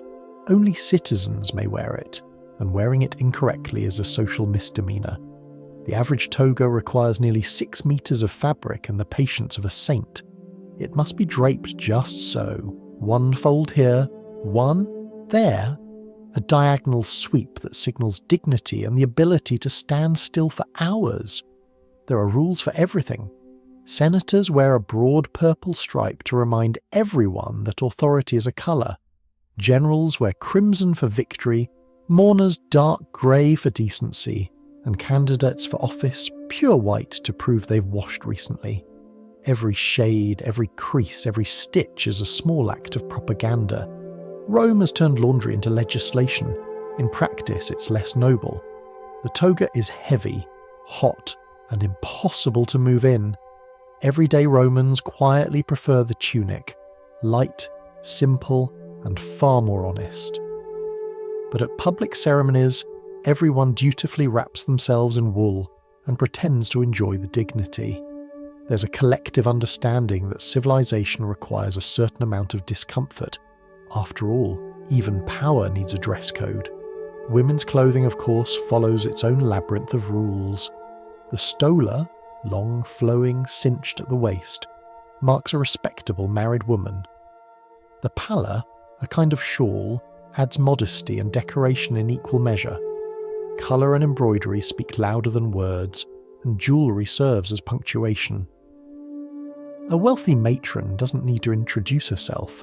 Her earrings do it for her. They sparkle with imported gems and quiet confidence. Children wear smaller versions of adult clothes, as if Rome expects them to grow into responsibility by osmosis. Slaves wear shorter, rougher versions, because even fabric knows its place. The entire society runs on the silent understanding that cloth equals class. It's the first economy of appearance, visible wealth traded for invisible respect. Then there are the soldiers, who wear the opposite of drapery. Tight, efficient armour, practical as truth. Iron replaces linen, leather replaces wool. They are the human counterpart to Rome's architecture, functional, relentless, and not particularly interested in softness. When they return from conquest, parading through the city, their armour gleams like sunlight given discipline. Behind them, priests in flowing robes wave incense and prayers, completing the image, order and faith, metal and fabric, empire and eternity. But even empires have wash days. The forum at dusk smells faintly of soap and ambition. Public laundries, full of steam, shouting, and recycled ammonia, churn the garments of the powerful and the poor alike. Slaves stamp the cloth clean with their bare feet, singing work songs that no one writes down. The city hums with the quiet rhythm of maintenance, a reminder that glory is measured in clean folds as much as in victories. As centuries pass, the style begins to fray. Togas grow simpler, then vanish. Tunics lengthen, colours darken, and modesty gains ground. The empire begins to cool, and so does its wardrobe. Soon, robes become more practical, more northern, more defensive against the chill that seeps into both the air and the idea of Rome itself. Still, for a while, the draped logic holds, the belief that beauty and balance can outlast time. Standing at the edge of history, you can still imagine the streets full of white fabric glowing under the Mediterranean sun. The sound of sandals against stone, the rustle of wool, the faint perfume of olive oil and dust. A senator passes by, his toga immaculate, his thoughts less so. A woman adjusts her stola, gold bangles catching the light. A philosopher stares at his reflection in a bronze mirror and wonders whether virtue should ever wrinkle. The day fades. The marble buildings turn soft pink, then grey. Lamps are lit in the courtyards, tiny flames repeating the sun's departure. The city, for all its power, feels gentle in this light, a fabric stretched across the evening, holding together a civilization convinced that order is beauty and that both can be worn. You lie down near the Tiber, wrapped in a borrowed cloak. The night breeze carries the scent of water, olive, and iron. Somewhere, a poet is writing about eternity, and somewhere else, a tailor is repairing the hem of a senator's pride. You close your eyes and understand what all this folding and draping really means. Humanity has learned to turn light into structure. Every robe, every law, every empire, just one more way to keep chaos neatly arranged around the shoulders. The thread doesn't stop at the edge of Rome. It slips quietly east, carried by merchants, monks, and the endless curiosity of people who can't resist a new texture. Across deserts and mountains, the language of fabric continues to evolve, from a whisper of wool to the gleam of silk. By now, clothing isn't just protection or pride, it's theology woven into form. You begin in Persia, where the wind smells of spices and horse sweat, and the people understand movement better than most. Here, fabric learns to travel. The Persians, unlike the Romans, prefer freedom of motion. Their most radical invention is simple but revolutionary: trousers. Cloth that divides rather than drapes, a quiet rebellion against marble stiffness. It's practical, comfortable, and scandalous to traditionalists who think virtue lives in folds. But for riders, soldiers, and couriers, it's liberation stitched at the waist. Persian garments shimmer with colour and embroidery. Threads of gold, silver, and sometimes peacock blue trace patterns that echo the geometry of the stars. The empire is vast, its faith intricate, and its fabrics reflect that. Order within chaos, repetition as beauty. Each robe, each sash, each embroidered panel tells a story about balance. You wear not just your rank, but your cosmology. The priest's garments glow with symbolic colour: blue for sky, red for fire, white for truth. The Zoroastrian ideal of purity becomes literal. The cleaner your robe, the closer you are to divine light. Laundry, once again, doubles as salvation. To the southeast in India, fabric takes on an even deeper sense of devotion. Here, the air is humid, heavy with sandalwood and dust, and people dress as if air were a sacred element that must be respected. Cotton and silk flow freely, unstitched, wrapped rather than tailored. The dhoti, the sari. These are not clothes, but languages. Each fold, each knot carries grammar. A sari can signal region, caste, belief, or emotion, all without a word. It's communication through motion, a poem that changes with every step. Colours here have souls: white for mourning, red for marriage, saffron for sanctity. The dye makers are half chemist, half priest, and all patience. They grind roots and flowers into powder, boil them in copper pots, and wait for the fabric to absorb the meaning. When it dries, the colour hums faintly, as if remembering sunlight. Jewellery adds another layer, gold bangles clinking like laughter, anklets whispering with every step. The body becomes an altar, decorated not out of vanity, but respect for life's design. Farther east, in China, the thread tightens into law. The empire codifies colour. Yellow belongs to the emperor alone, the shade of earth and eternity. To wear it without permission is to challenge the cosmos itself. The bureaucrats record everything, even fashion, on scrolls of silk that rustle like soft thunder. The symbolism is exact: red for joy, black for depth, green for renewal, white for mourning. To dress correctly is to be in harmony with the 5 elements. Improper wardrobe in this context is not just bad taste, it's metaphysical disorder. The craftsmanship reaches impossible precision. Silk weavers spin threads so fine they float in air, stronger than hair yet lighter than thought. The process is secret, guarded for centuries. Silk becomes both product and power, diplomacy wrapped in shimmer. Caravans cross continents just to trade it, carrying more than fabric. They carry fascination. Every empire that touches silk changes a little, as if its softness alters the idea of strength. North and west again, the Celts and Germanic tribes take the opposite path. Their clothing is loud, textured, unapologetic. Wools dyed in vivid plaids, cloaks fastened with bronze pins, faces streaked with blue woad that stains the skin like defiance. They have no patience for cosmic hierarchies. Their fabric is survival's art, rough but honest, full of colour because colour is morale. Where the Persians embroidered faith and the Chinese codified harmony, the Celts wove rebellion. The cold wind of their islands demanded warmth, and their patterns made sure the world noticed.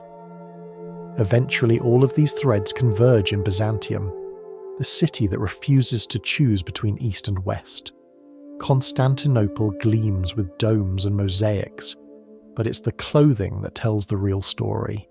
Here, fabric and faith merge completely. The emperor's robes are theological essays in thread, gold for divine authority, purple for imperial blood, pearls for paradise. Purple dye is still rare, made from the same stubborn sea snails that once coloured Mesopotamian robes, only now gathered under royal monopoly. To wear purple without permission is treason, both to the state and to heaven.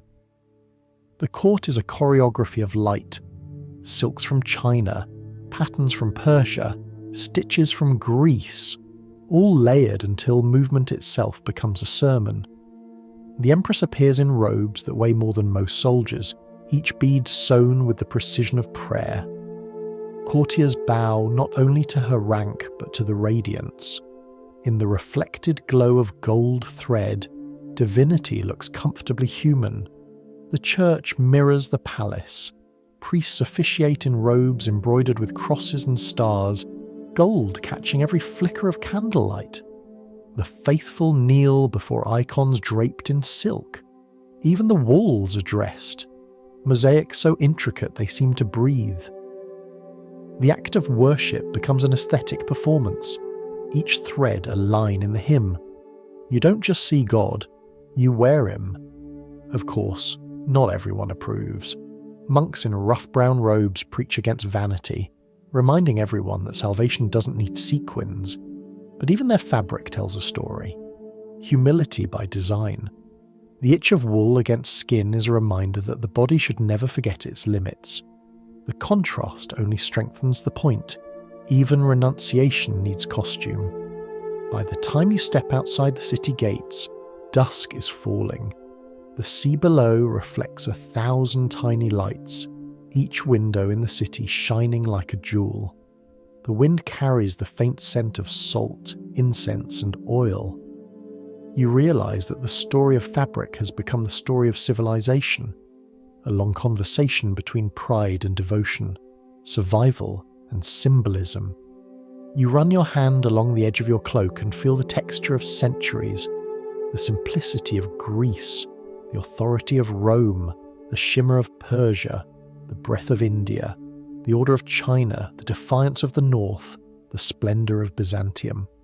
Every thread leads back to the same human impulse, to turn existence into pattern, chaos into color, and meaning into something you can touch. When night finally falls, the city glows like a woven lantern against the sea. You realize that people have always wrapped themselves not just in cloth, but in ideas. The belief that to be seen is to exist, and to be beautiful is to be forgiven for existing. Before fabric could tell stories, light had already written them. Every sunrise, every reflection on metal or water, every glint in the eye was a quiet announcement that the universe liked to be seen. But sight, like everything else about being human, was never perfect. The world blurred, and people squinted, and for a long time, that was simply how things were. Clarity was a luxury, and blindness a slow drift into mystery. It began, as so many things did, with curiosity and glass. Somewhere along the Mediterranean, someone noticed that a drop of clear water, resting on a page of writing, made the letters larger. It was a small miracle, the first bending of the light to human will. They didn't have the words for refraction or focus. They only knew that the world looked closer through patience. The first real lenses appeared in the hands of monks. In the stillness of their libraries, surrounded by parchment and silence, they discovered reading stones. polished domes of quartz or glass placed directly on the page. You didn't wear them. You hovered over them like a planet over its moon. The text swelled gently beneath the curved surface, turning difficulty into legibility. It wasn't perfect, but it was progress. Knowledge, for once, didn't fade with age. It merely required a little magnification. Farther east, in the Islamic world, scholars began to understand light itself. They studied how it moved, how it entered the eye, how a lens could bend it the way wind bends sand. The great thinkers of optics, men whose names are often reduced to syllables in history books, treated light not as mystery but as behaviour. They wrote that vision was not fire from within the eyes, as some Greeks had believed, but a meeting of light from the world and the mind, a poetic truth disguised as science. You could almost hear the desert whisper, teaching light to be humble. By the 13th century in Italy, the experiment moved from table to face. Artisans in Venice, those quiet magicians of glass, began grinding convex lenses and fitting them into metal or bone frames. The first eyeglasses were awkward, heavy, and miraculous. Two pieces of curved glass, balanced precariously on the nose, turned the dimming world bright again. Monks, scholars, and aging merchants embraced them with the fervour of rediscovered youth. You could almost hear the sighs of relief echoing through candlelit scriptoria, entire lives squinting less dramatically. It was, in a sense, the first wearable technology. No batteries, no buttons, just geometry and hope. The lenses bent light politely, guiding it back into focus. The user felt clever again, the way one feels clever after finding an old tool that still works. A pair of glasses didn't just fix vision, it returned confidence. To see clearly was to think clearly. It was as though the mind had been polished along with the glass. The Renaissance adored this invention. Paintings from the time show saints and scholars peering through spectacles, their eyes huge behind the curved lenses, wisdom magnified in both senses. The glass makers of Florence and Nuremberg improved the craft, shaping thinner, lighter lenses, attaching tiny rivets to hold them. Later, with the printing press, reading became epidemic, and so did nearsightedness. The human eye, like every other tool, began to meet its limits in mass production. Then came the 17th century. The age of lenses turned outward. A Dutch spectacle maker's apprentice named Hans Lippershey joined two convex pieces of glass inside a tube and accidentally invented a telescope. Galileo, hearing about it, made his own and pointed it toward the sky. What he saw rearranged the universe. Moons circling Jupiter, shadows on the sun, stars too many to count. A simple optical trick had opened infinity. Not long after, the microscope turned the same principle inward. Antony van Leeuwenhoek looked through a tiny bead of glass and found life teeming in a drop of water. Creatures so small they didn't even know they were being observed. The world, once flat and limited, suddenly had depth in both directions. Galaxies above and cells below. Humanity stood between them, wearing lenses like keys to creation. For centuries, glass became the quiet bridge between curiosity and understanding.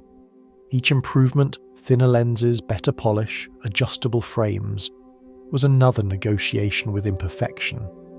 By the 18th century, lenses had arms that hooked behind the ears. The world became sharper, and humanity, ironically, became more introspective. With clear sight came self-scrutiny. You could now see your wrinkles as well as your books. Benjamin Franklin, tired of switching between pairs, split his lenses into two halves, the first bifocals. His invention allowed him to read letters and scold people in the same glance. Others followed with more variations, quizzing glasses for the fashionable, lorgnettes for the dramatic, monocles for those who thought depth perception overrated. Eyewear became identity, proof that intellect required accessories. By the 19th century, the science of light had matured into art.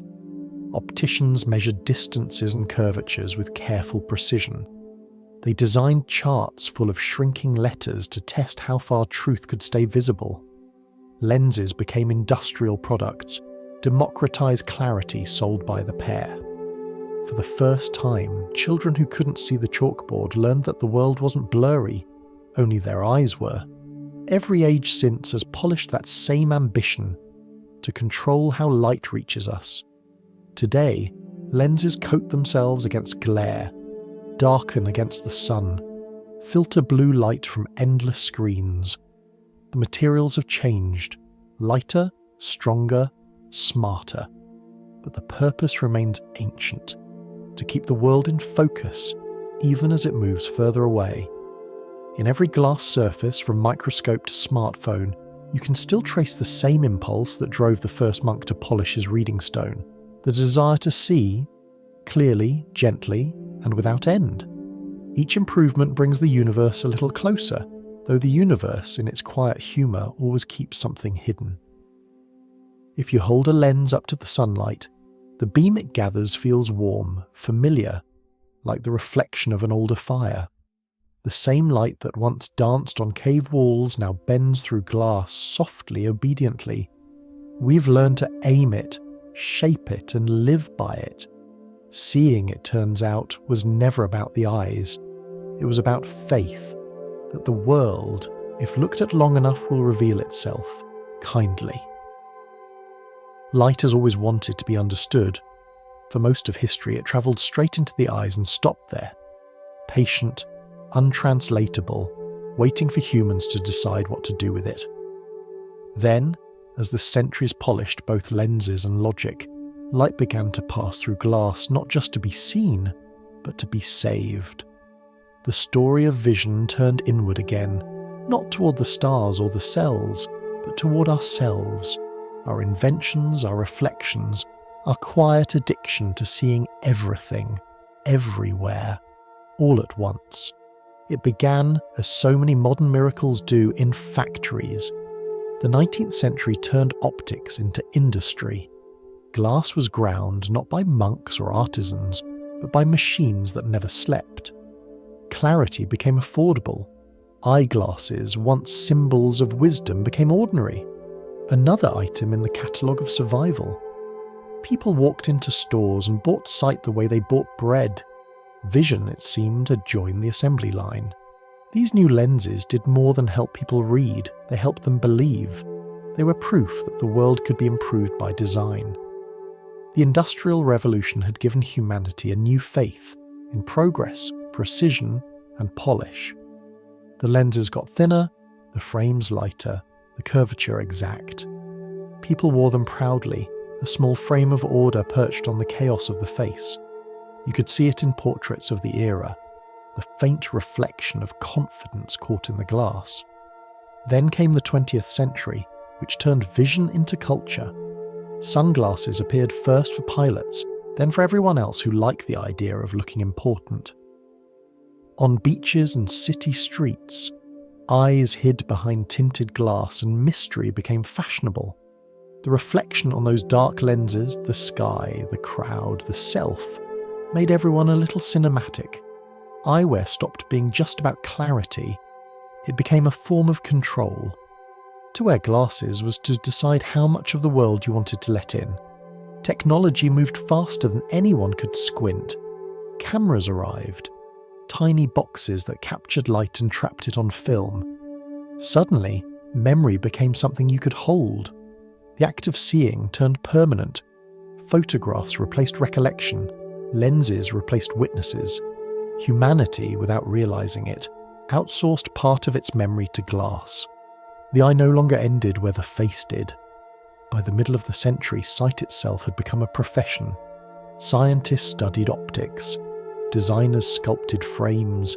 Advertisers sold vision as lifestyle. The phrase, "the right look," began to mean more than fashion. It meant belonging. The right pair of glasses could make you appear smarter, softer, stronger. Lenses had learned to lie kindly, and no one complained. The same century that gave us bifocals gave us telescopes so powerful they could see galaxies curling billions of years away. We'd gone from reading books to reading the universe, In both directions, near and far, glass kept translating chaos into clarity. Each refinement brought more light into focus, but also more dependence. The world was no longer seen directly. It was mediated, framed, corrected, improved. And then, without much ceremony, the screen arrived. At first, it was simply another surface for light to dance upon. Television, cinema, the glowing promise of modernity. But as the decades passed, the light began to move inward again. Pixels replaced pigments, phosphors replaced fire. The eye learned to stare for hours at windows that didn't open. People stopped looking at the horizon and started looking at themselves reflected in glass that glowed back. Now, lenses aren't just for the eyes, they are the eyes. Contact lenses rest directly on the cornea, thin, soft miracles that bend light with invisible precision. Cameras fit into pockets, taking pictures of meals and skis, each image smaller than the memory it replaces. Screens became constant companions, on desks, on walls, in palms. The world, it seems, has never been so visible or so distant. Enter the 21st century and light begins to think. Glass turns digital. Lenses no longer wait for vision. They predict it. Smart glasses project directions, translate words, measure heartbeats.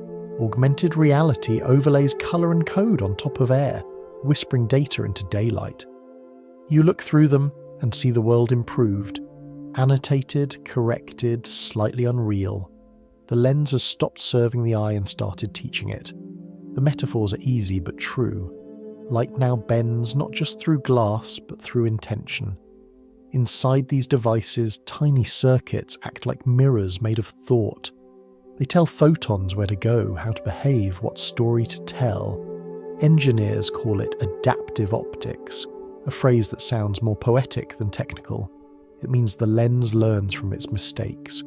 The world adjusts itself in real time, like a painting that keeps repainting the same sunrise until it's perfect.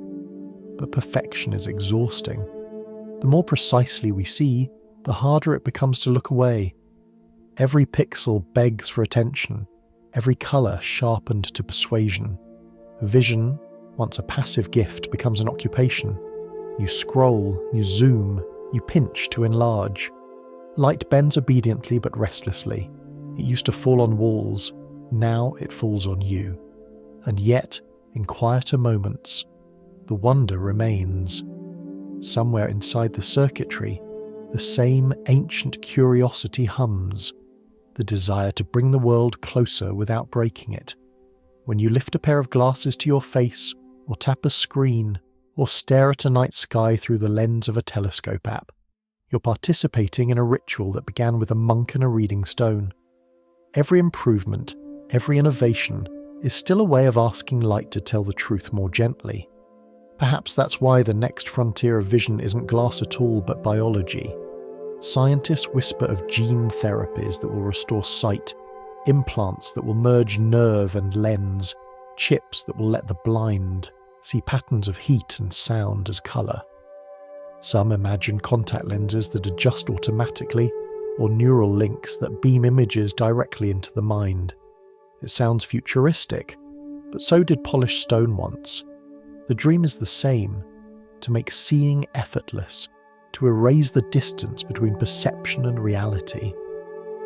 You sit back and glance at the faint reflection of your own eyes in the darkened screen. Behind the pixels, the light still behaves as it always has, travelling straight, bending when asked, obeying the laws no one can see. The room glows softly with artificial daylight, quiet, clean, almost holy. The fire is still here, only smaller, quieter, contained within circuits that hum like distant stars. You blink, and for a moment the light flickers. The lens adjusts, compensates, restores. The world returns to focus. You smile without meaning to. Humanity's oldest partnership, curiosity and light, continues its long conversation, now spoken in the gentle dialect of code.